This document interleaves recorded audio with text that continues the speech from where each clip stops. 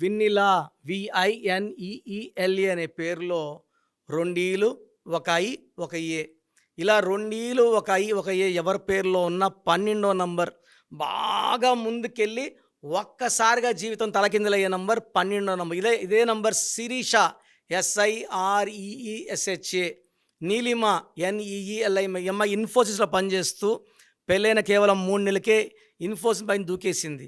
So దీన్ని 12 number అంటారు, reverse number అంటారు, విక్టిమ్ నంబర్ అంటారు.